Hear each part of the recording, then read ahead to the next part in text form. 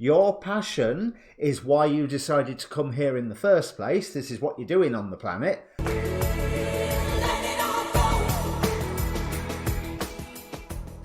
Hi, my name's Dee and welcome to Sunchild Tarot. Welcome back if you've been here before, and hello to any new visitors to the channel. Now, I did do readings for Mars transits Capricorn, which initially was going to be Mars ingress Capricorn, but hey ho, you know, time passes, events happened. So I'm vaguely on time with Saturn ingressing Aquarius. Now, Saturn is only making a brief-ish visit into Aquarius before it goes retrograde and returns back to all this wonderful Capricorn energy that we've all been experiencing, and then moves forward again towards Aquarius at the end of the year, I believe. But I thought it might be useful to look at the energies that Saturn brings with its brief visit into Aquarius. To quote, I think it was horoscope.com or something, grounded Saturn helps unconventional Aries get its act together. So Saturn is the ancient ruler of Aquarius. So Saturn, that's now Uranus, which as we all know is in Taurus at the moment with Venus. But Saturn is at least at home in Aquarius, and all of a sudden it should be that time is turning on our side to help us bring the more unconventional into our lives, or bring the more unconventional into being. At least that's the ideal hope from this incredibly amateur and not at all an astrologer. So that's what I'm looking at. My notes. That's what I'm looking at, is the energies that Saturn's brief visit to Aquarius are bringing and how best we can use them. So any details about the reading is in the description below. There's a link there for your free birth chart as well, because with these sort of readings you want to watch your sun sign, your moon sign and your rising sign, especially the rising sign, because in ancient astrology that was the most important one. All the other details are down below. This is a general reading, so I suppose general reading rules apply, but it's more of an oracle card based reading than a standard tarot reading spread anyway. So there isn't exactly a past and a present. We're looking at what energies are coming in and how best to deal with them. And on that note, let me bring up the cards.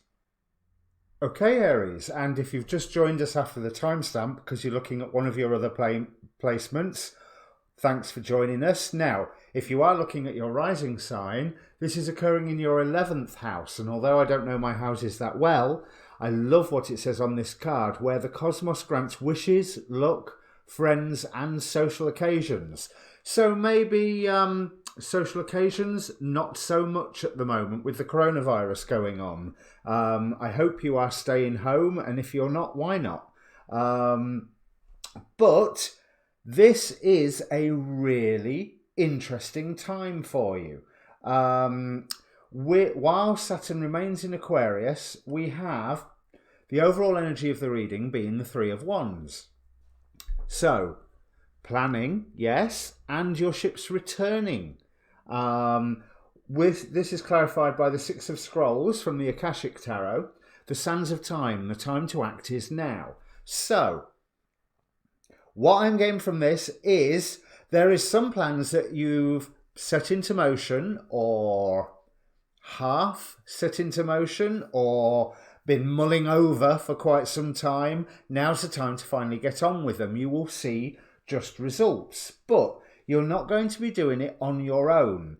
We have both the King of Roses and the Queen of Roses here, which in the Akashic Tarot are very much about parental roles, coming into motherhood, coming into fatherhood, coming into stepping up as a husband or wife. So if this is a more practical matter, because you're Aries, it's probably going to be about work. But if it's a more practical matter, this union, this partnership is highlighted here by this Two of Swords. There's certain things where there's certain things that you don't know that someone else can bring to the table, I think is the best way to explain it. There is a wonderful sense of unity from these two cards, which is clarified here by the Ten of Swords, an end to torment. Now, I'm not worried about, some people can say the Ten of Swords, oh, that's a bad, scary card. You know, I tend to see it as end of torment rather than death of any kind. But this is clarifying initially, starseed, what lights you up, and from the Quantum Oracle, Ascended Masters, Spirit. You are being guided. You are being guided to find what your passion is. Your passion is why you decided to come here in the first place. This is what you're doing on the planet. So you need to follow that passion because that is the role that you have chosen for yourself. But you can't necessarily do that on your own. There is a partnership coming in here. A partnership that you have to be reasonably strategic with, but it's almost, I'm getting so much from this 1-7 of Swords. When I first saw it, I thought, yes, it's okay for you to steal ideas, because you might be stealing them from where you heard them last week, or you might be stealing an idea from something that you heard 10, 15 years ago. It doesn't matter. Ideas are ideas, and although an intellectual property lawyer might contradict me, ideas are not property. Ideas are something that you can take forward into the world, and if you manage to do it as well, or if not better than somebody else, great. I will happily argue with intellectual property lawyers, but unfortunately not on the law, because they're going to beat me on that one. But with these two parental cards, you also have giving birth. I am bringing forth new and dynamic energy into the world. So it is the pair of you, some form of union, some form of partnership, you working with somebody else where they are bringing to the table aspects that you are not able to provide. You are bringing a whole new way for you to be or to live. I do feel that with that 3 of Wands, this is a you manifesting your ships coming in. There are going to be problems with this. We have the lookout card here, but this is why you need the partnership. This is why you need to maybe put an end to some secrets and think strategically. Like I said, I was getting a lot from this card. Think strategically about how you're going to move forward. Both how you're going to move forward with this partner, this union, and how the pair of you are going to move forward with whatever it is that you're giving birth to. But know that you are guided. This, astrologically, this is a great time for, realizing your destiny, doing your destiny. But bear in mind that Saturn is only visiting Aquarius for a while, cosmologically speaking. Well, cosmologically is probably a too big a term, but in terms of the movement of the planets, it's going for a while and it's going back to Capricorn for you to make sure that the structures that you have built are suitable for what it is that you are trying to bring into being. During all of this, again, we've got that element of strategy. King of Swords here from the Crystal Power Tarot. I trust in my ability to make a strategic decision. With the 4 of Scrolls, the Karmic Trench, and Justice, there's certain things that you need to release. There's certain things that you need to cut out. And there's certain decisions that you need to go, right, no more. Not going ahead with that anymore. And I don't think it's, you've got to do the emotional work and you've got to release this and you've got to express that. And no, you release it by just dropping it and getting on with something else in a traditional Aries fashion. Focus your attention elsewhere, and all that stuff that was holding you back beforehand, move on. Doesn't matter. Because we have intellectual lucidity with Mebahaya out of the Oracle of Heaven and Hell, that's what it's called. Or opposite, Oribus with Vice. I think the intellectual lucidity means that this strategic thinking that is called for with this partnership means that certain issues, beliefs, practices just need to fall by the wayside.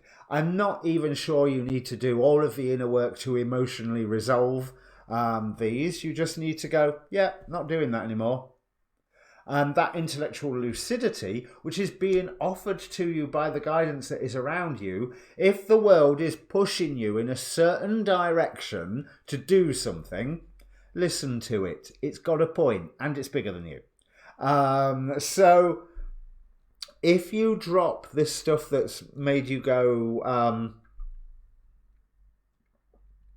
that just is not serving your purpose anymore, then you will gain the just rewards. This justice card is implying do this work, cut out the things that you need to cut out, the limiting beliefs, the whole idea of I'm not going to do that, or that is not who I am. This reflection card says, are you sure that that's not who you are? Because if it isn't who you are, then stop worrying about it. Or have you been trying to be something that you're not? That's come up in previous readings. But this reflection is going to cause the falling away of, okay, so maybe you do need to do the inner work, but it's going to cause the falling away of certain beliefs, certain restrictions that you have put around you. You are coming into a new time. Like I say, where the cosmos grants wishes, luck, friends, and social occasions. This intellectual lucidity of analysing where you are operating in your own interest and where you're not. This is where, there's the inner work, that strategic thought that you have to do. But you don't have to do the inner work, as I say, is process, why am I feeling this and how do I get rid of this feeling? It's like, no, I'm just going to stop feeling that. End of story, because what I want to do is focus on this.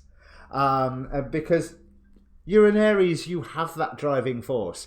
You have that ability to declare who you are. And for the near future, who you are going to be is part of a team. So if you're looking at this in terms of love, it's quite positive. But this isn't in terms of love. This is in terms of, well, it's certainly in terms of partnership. But it's in terms of bringing something into being. Now, that could well be a child.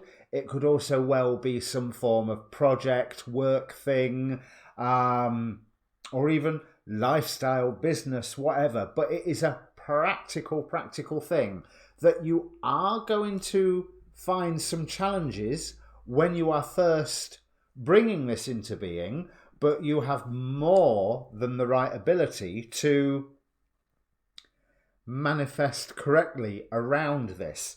With strategy, with dumping the stuff that doesn't serve you any longer.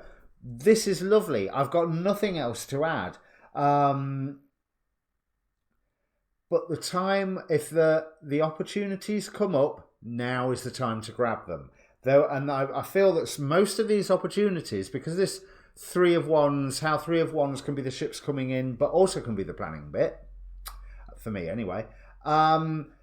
These are things that you've thought of before and you've thought, ooh, should I do this? Should I go ahead with this? Should I maybe accept this into my life where I haven't accepted it before because I haven't wanted to step there? But with lucidity and reflection, you can go, do you know what? I can have that in my life. Or do you know what? I'm not having that in my life anymore. It's not worth the hassle. And I'm getting both. I want to say that there's something that maybe you can invite in, that you're well aware of what it is and have been for a long time. There's something else that you maybe want to cast out. Whether the casting out and the inviting in is the same thing, because you're inviting in this thing and you are casting out the repulsion of this thing, okay. Then they are pretty much the same act, which will explain why I'm getting both. But there is a warning with this Oribus and the Vice. Don't distract yourself. I mean, friends and social occasions. Well, the social occasions thing isn't happening a lot right now, so maybe you won't have the chance to distract yourself a lot. But I think vice would be something to avoid, or to analyze whether you are, is this vice or is this a healthy expression? And if it's a healthy expression but you've been considering it vice, stop it. If it's vice and you've been considering it a healthy expression, also stop it, because you've got so much space for so much more coming in, and you are being guided. This is a very cosmic, if you are into really being guided by spirit, or if you're of a starseed lineage, or some form of mystical tradition lineage, this is very much a kick up the butt going, right, now's your time, crack on. So yeah, I think that's what I'm going to call this reading. Crack on, Aries.